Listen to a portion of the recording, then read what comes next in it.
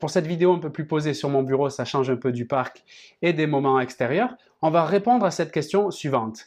Comment se comporter avec des personnes négatives? Comment se comporter face à des personnes qui sont négatives? Je te pose cette question. Est-ce que tu as déjà eu à faire face à une ou plusieurs personnes qui ont un esprit négatif, qui ont des ondes négatives dans ton entourage? Certainement que la réponse est oui. Et si c'est le cas, tu peux les identifier facilement. Par exemple, le râleur de la classe qui se plaint même quand il a des bonnes notes, le collègue de boulot qui voit son travail comme une agression permanente. Tu peux avoir aussi le pote sudiste, salut les Méditerranéens, qui a l'impression que c'est la fin du monde dès qu'il aperçoit le ciel gris ou au pire quand il y a une petite goutte d'eau qui s'approche de son visage. Et c'est vrai que dans tous les cas de figure, de près ou de loin, quand tu as ce type de relation, ça donne pas envie de rester avec ces personnes, ça donne pas envie de les fréquenter de plus près et ça donne même envie de les envoyer chier, voire même de les fracasser, excuse-moi des termes, ou de les éviter complètement. Et souvent d'ailleurs on utilise ces phrases qui pour moi sont des mauvaises solutions, mais sous la colère, etc., sous l'ennui ou le ras-le-bol, c'est possible de l'utiliser, je l'ai fait moi-même, à savoir dire t'en as pas marre de te plaindre toute la journée, putain t'es saoulant, je peux plus te voir. Tu vois, ça c'est quand on est un peu dépassé. Et je le comprends bien, je le répète, je l'ai fait pendant longtemps quand j'étais un peu dans l'ignorance, on va dire.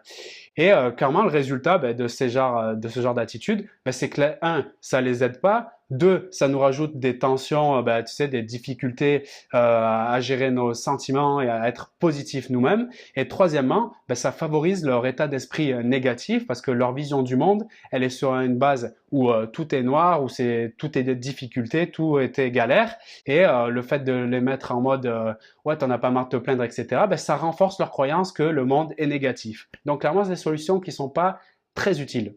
Donc clairement, si tu regardes cette vidéo, c'est que ce sujet t'intéresse et tu aimerais mieux gérer tes relations avec les personnes négatives parce que voilà, ça te fait chier, ça te fout mal, t'es pas bien et tout. Donc le vrai but, c'est de se sentir plus apaisé, c'est de limiter ces ondes négatives afin de se sentir plus libre et de partir dans ses projets, de faire les choses qu'on a envie de faire, de se sentir tout simplement mieux.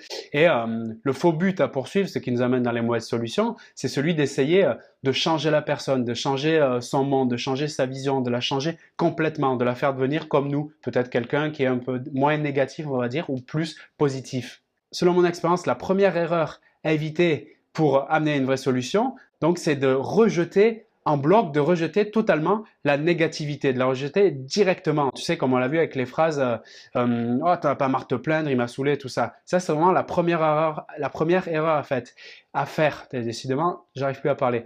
Et là, ce que je recommande, c'est de comprendre le fonctionnement de l'autre, comprendre son schéma de pensée et ce qui l'amène à être négative, que ce soit de temps en temps ou bien d'avoir une vision négative long terme. Donc clairement, comment faire ça? Tout simplement, je dis tout simplement, c'est pas si simple que ça, mais il faut le faire de manière répétée, c'est de poser des questions pour comprendre la source de la négativité. Moi, je peux te garantir qu'on ne n'est pas négatif, on le devient. Comme on ne n'est pas timide, on le devient. On ne n'est pas peureux, on le devient. Selon moi, avec mon expérience, derrière une personne qui est en apparence négative, se cache toujours quelqu'un qui a beaucoup d'envie, qui a beaucoup d'idées, qui a même beaucoup d'énergie. Le problème, c'est juste que ces énergies, ces envies, elles sont juste étouffées, elles sont juste refoulées par ce syndrome, cette émotion puissante qui est la peur. La peur du lendemain, la peur de l'échec, la peur d'être invisible, la peur d'être incompris, la peur de blablabla. Bla, bla, bla. Il y a des millions de peurs possibles et c'est ça qui va entraîner ce syndrome de négativité. Donc les questions permettent d'arriver à comprendre tout ça. Et à ce moment-là, ça change tout parce que ça permet trois intérêts suivants. C'est-à-dire, les questions, elles permettent de nourrir le besoin de considération, donc d'effectuer une compréhension plus intéressante pour sortir de ce schéma négatif, ces mondes difficiles. Et également, ça permet de rentrer dans des discussions qui sont plus intéressantes, qui sont plus tournées sur un aspect positif et même passionnant. Même avec les gars les plus négatifs en apparence, je répète. Pour t'illustrer ça, je te propose un exemple. Donc, l'exemple facile, tu es au boulot, tu as des camarades, des collègues de boulot, copains, copines, qui sont en mode, on arrive le vendredi et ils te disent oh, il y a trop de boulot, j'en ai marre, c'est toujours pareil, on me rajoute du boulot. Tu vois, cette phrase, trop de boulot. Donc, franchement, c'est une onde négative avant le week-end. Donc, à ce moment-là, la question à poser, c'est directement, tu préférais avoir moins de boulot? La question, elle peut paraître con, mais l'idée, c'est de retourner le truc pour comprendre le vrai motif. Rapidement, quand tu poses cette question, tu peux avoir des réponses du type Ben ouais, carrément, j'ai pas le temps, j'ai le temps de rien faire. Donc là, tu as une réponse clé qui te permet d'identifier le vrai besoin qui est caché derrière la forme par défaut de négativité. Là, par exemple, dans ce cas-là, la personne te dit, ben voilà, j'ai le temps de rien faire. Et c'est à ce moment-là que la question clé va intervenir. Oui, parce qu'avec cette première question, tu identifies rapidement le motif de la plainte. Le motif de la plainte, c'est le manque de temps. Et dans ce cas-là, la question clé, c'est de laisser imaginer la personne, si elle avait idéalement ce qu'elle demande, c'est-à-dire du temps, qu'est-ce qu'elle ferait avec ça? Donc elle se plaint de ne pas avoir assez de temps parce qu'il y a trop de boulot. OK, et tu lui poses cette question, ben, imagine, tu aurais moins de boulot, qu'est-ce que tu ferais de ton temps? Tu vois, à ce moment-là, la personne, et là, tu vas avoir un discours positif qui va arriver et tu vas voir les vraies raisons, les vraies choses qui vont faire naître cette vraie discussion. Donc là, la personne, tu dis, si tu avais moins de boulot, qu'est-ce que tu ferais de ton temps? Ben là, elle peut te dire, je sais pas, ça peut être tout n'importe quoi. Ben, j'ai envie, voilà, j'aurais plus de temps pour passer avec mon fils, pour m'occuper de ma famille. Et là, ça devient vraiment intéressant parce que toi, avec les techniques de conversation que je te propose sur cette chaîne, d'ailleurs, tu peux les retrouver dans le guide là, que je t'offre, dans le premier lien de cette, je sais plus parler, désolé, mais dans le premier lien de la description, voilà. Et bien à ce moment-là, tu peux rentrer dans l'écoute active et lui poser des questions du genre super, t'as un fils et quel âge a-t-il? Et là, tu vois, tu rentres dans une discussion intéressante. Ah, mais il a 3 ans, il commence à parler, il va à l'école et tout, voilà, j'ai envie d'avoir plus de temps pour lui. Bah, c'est totalement judicieux. Tu dis, bah, je comprends tout à fait. Putain, franchement, tu m'avais pas parlé de ton fils, c'est super et tout.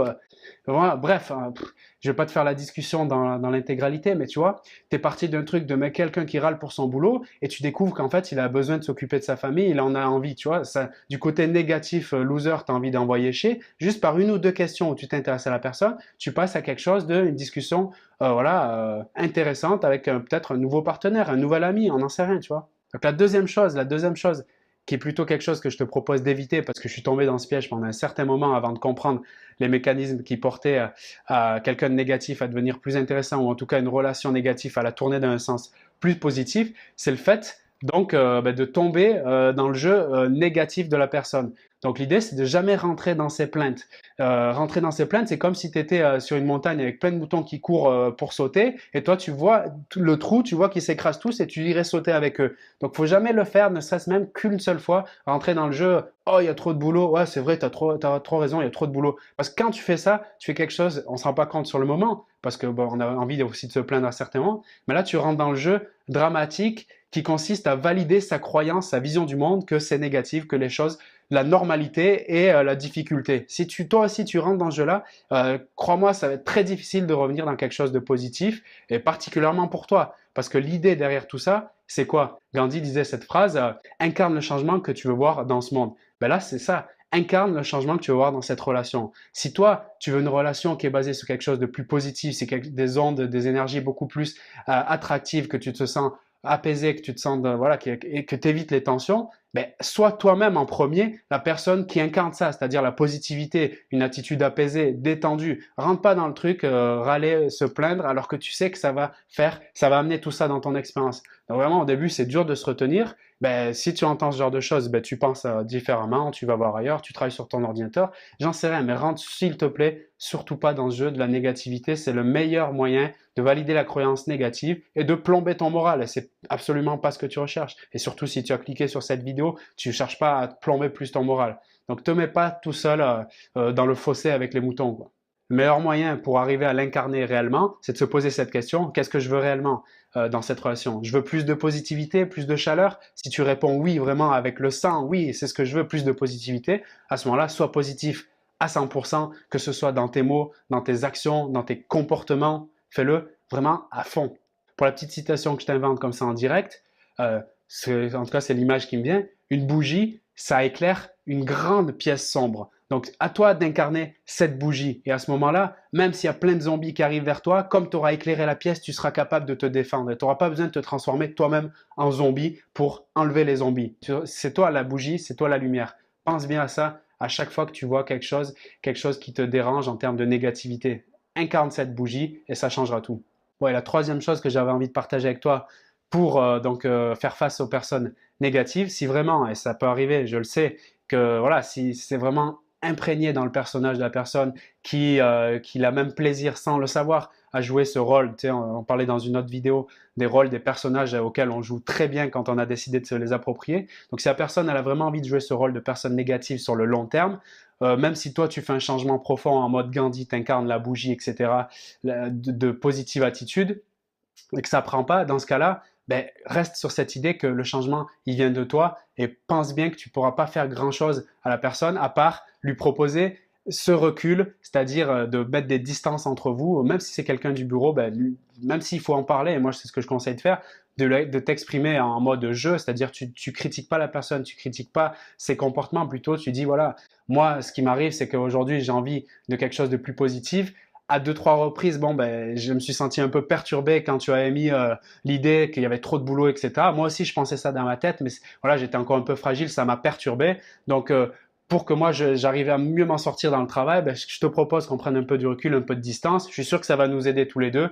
On pourra en parler plus tard, mais moi, pour le moment, voilà, je me sens un peu fragile par rapport à ça. Donc, j'ai besoin voilà, de progresser, de travailler sur moi. Donc, tu veux bien, on arrête un peu de se voir pour le moment. Et la personne, ça pourra lui faire un peu bizarre au début, mais si tu t'exprimes de cette manière, elle va totalement comprendre et peut-être même que ça va lui proposer, l'inviter à faire un changement parce qu'il va y avoir une sorte de déclic qui peut se passer dans sa tête du fait qu'il n'y a personne qui lui parle comme ça, puisque la plupart des gens l'insultent ou lui disent de fermer sa gueule. Il faut dire la vérité. Quand quelqu'un se plaint, quand on en a marre, on lui dit de se taire. Donc si toi tu travailles de cette manière, il peut se passer d'autres choses. Et donc pour terminer cette vidéo, j'ai envie de te dire un truc. Ça demande beaucoup d'énergie d'effectuer ce changement, de travailler dans comment je te propose de le faire. Ça demande aussi beaucoup d'énergie, et c'est pour ça aussi que tu cliques cette vidéo, de rester avec des personnes comme ça qui te bouffent ton énergie dans ton environnement parce qu'ils créent quelque chose de négatif autour de toi. C'est comme si tu étais dans une pièce et qu'il y avait plein de piranhas autour de toi, tu sais, qui s'apprêtaient l'exemple est un peu pourri, mais à essayer de te mordre non-stop. Donc tu serais en pression, tout ça, tu ne serais pas apaisé. Donc la question que je te pose, c'est si tu veux plus d'attitude positive, si tu veux moins avoir de personnes négatives dans ton entourage, ton énergie, est-ce que tu préfères la perdre à rester dans cette ambiance négative ou est-ce que tu préfères l'utiliser, cette énergie-là fondamentale, pour mettre en place certaines des méthodes qu'on vient de voir là et donc créer un changement plus positif pour toi? C'est la question que je te pose et je termine là-dessus. Je te souhaite une bonne méditation, une bonne réflexion et une bonne surtout prise d'action si tu as envie de réussir donc, dans tes relations de manière plus positive. Et je te dis salut pour le prochain partage. À bientôt. Salut.